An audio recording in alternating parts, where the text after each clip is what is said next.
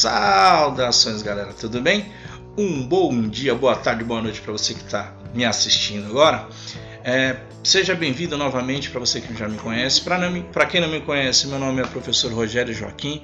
Estou aqui para trazer algumas curiosidades matemáticas. Hoje nós vamos falar de uma profissão, vamos falar da profissão de professor. Vamos imaginar o seguinte: você acha que o professor eles ganham muito pelo tanto que trabalham? Você acha que ele ganha muito, ganha pouco? Como que você acha que é a profissão, essa profissão docente? Vou fazer uma brincadeira aqui com vocês, vamos falar sobre o tanto de dias que o professor trabalha, vocês vão ficar surpresos para vocês verem a quantidade de dias que o professor trabalha. Vamos imaginar o seguinte: esse professor ele trabalha só 8 horas por dia. Tá? Vamos imaginar que ele trabalha 8 horas por dia.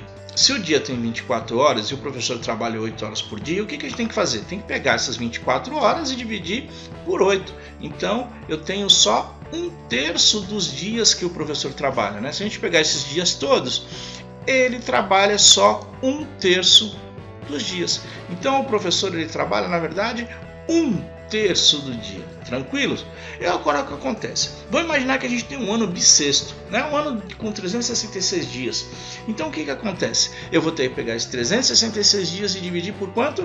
Por 3, porque ele trabalha só 1/3 do dia. Então o que a gente vai ter? Então, se eu pegar esses 366 dias e dividir por 3, ele trabalha só 122 dias no ano. Aí é mole, né? Por isso que o professor tá cheio de professor assim. E o professor reclama de barriga cheia, né? Tem 2 férias por ano, viaja no meio do ano ou no final do ano, tá sempre de carro, né? O professor reclama demais. Pra quê? Pra trabalhar 122 dias? Ah, mas não é só isso não, galerinha. Não pensa que é só isso não. O professor não trabalha tudo isso não. Você é louco? Porque, como eu acabei de falar, o professor tem o quê? O professor tem 2 períodos de férias. Então, cada período de férias, um de férias ou de recesso, vamos chamar os 2 de férias. Então, você tem 30 dias de dezembro até janeiro e você tem aí também 30 dias no meio do ano. Agora vai mudar um pouquinho, né? Vai ser mais dividido, mas o fato é que o professor tem 30 dias de férias no meio do ano e 30 dias de férias no final do ano. Beleza? O que vai acontecer, galerinha?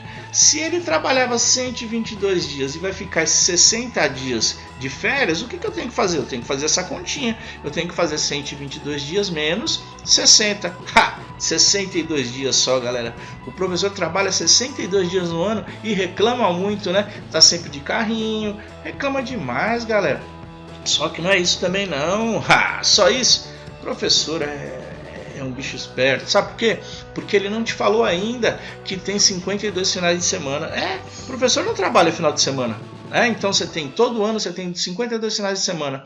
Então o que eu tenho que fazer? Eu tenho que pegar esses 62 dias e diminuir ainda esses 52 finais de semana. 62 menos 52, sobraram quantos dias, Rogério? 10 dias. Então o professor trabalha só 10 dias por ano e ainda reclama demais, né, gente? Não precisa fazer nada disso, 10 dias aí só de trabalho.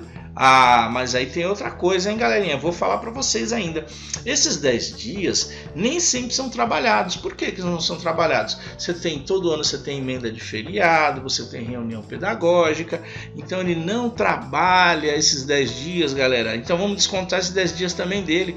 Então se ele tinha os 10 dias menos esses 10 dias porque são emendas, feriados, vocês têm aí também alguns dias que são reuniões pedagógicas, ele não entra em sala de aula. Então o professor, na verdade, galerinha, ele trabalha quantos dias? 0 dias trabalhados no ano.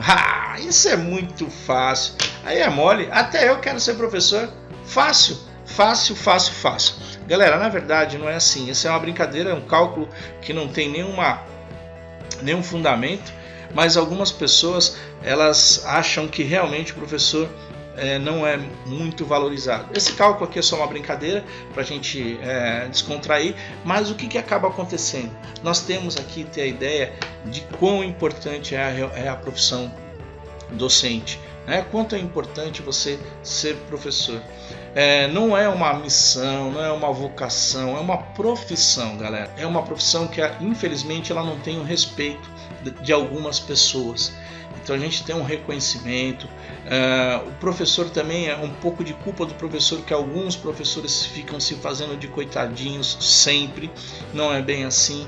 nós temos assim uma formação bacana, nós brigamos por essa formação, além da educação básica que a gente tem, né, que todos fazem.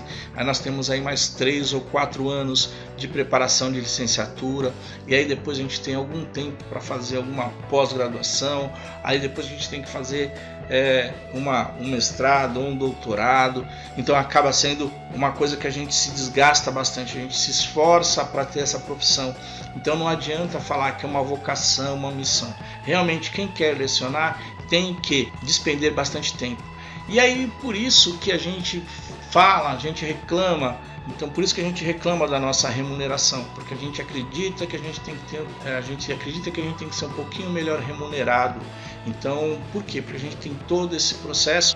Não é fácil ser professor, também não é verdade que todos os professores não ganham suficientemente bem. É lógico que a gente briga sempre por melhor remuneração, mas nem sempre o professor é um coitadinho, como nós mesmos professores, alguns gostam de dizer. Mas assim, o que é crescente, infelizmente, é essa desvalorização do profissional. O professor vem constantemente sendo desvalorizado. Isso não pode acontecer. Para isso, o que é importante? Você que é aluno não pode desvalorizar o professor. Você que é pai tem que colocar na cabeça do seu filho que o professor está ali para ajudar. O professor não é uma pessoa que está ali para atrapalhar o seu desenvolvimento. Muito pelo contrário, está ali para ajudar o seu desenvolvimento. A educação é um processo feito com várias pessoas. A educação não é um processo feito de uma única pessoa. Não adianta colocar toda a responsabilidade da educação no professor. O professor, na verdade, ele é um instrutor, principalmente aí do 6º ano em diante, né, do Fundamental 2, o professor tem mais a função de instruir o seu aluno. A educação ela é um conjunto de normas que tem que ser moldadas pelos pais, pelos alunos, tem que entender como que funciona isso, pelos professores. Então a educação do seu filho não é responsabilidade só do professor. Então você que é pai, por favor, oriente seu filho para respeitar o professor, para valorizar o professor. Você que é aluno, pense um pouquinho nas dificuldades que o professor tem em sala de aula quando você não se comporta bem. E aí, se você desestabilizar a sala de aula, se você fizer alguma coisa que prejudique a aula do professor, você não está prejudicando só o trabalho do professor, você está prejudicando a aprendizagem dos seus amigos também. Então fique muito ciente disso. O processo de educação é um processo complexo, que depende da família, são os pais, depende do professor e depende do aluno. Então a gente tem que ter em mente nisso.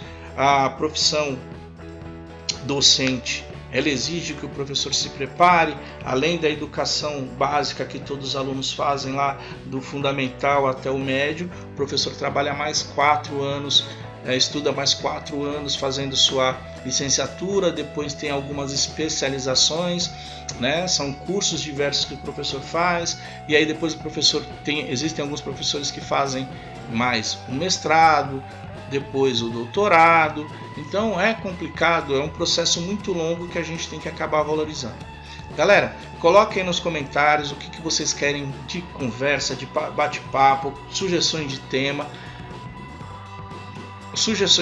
para a gente colocar nas nossas videoaulas. Deixe o seu like, por favor, deixe o seu like, colabore com a gente, se inscreva, compartilhem com seus amigos para vocês terem mais informações sobre educação, para a gente falar mais um pouquinho sobre educação. A educação é uma atividade complexa que depende da sua ajuda como pai, ou depende da sua ajuda como aluno, e depende da minha ajuda como professor. A gente tem que entender que o processo de educação é fundamental que esses 3 parceiros trabalhem em perfeita harmonia: família, professor e aluno. Nós temos que trabalhar de forma harmoniosa. A educação não depende só de uma pessoa, não depende só do professor, não depende só da família, também não depende só do aluno. Depende desses 3 atores quererem trabalhar de harmonia. Então deixe seu like, por favor, compartilhe esse vídeo. Vamos falar mais sobre educação. Deixa aqui o seu comentário, qual o tema que você quer discutir, o que você quer falar sobre educação, beleza? Um abraço, te vejo na aula.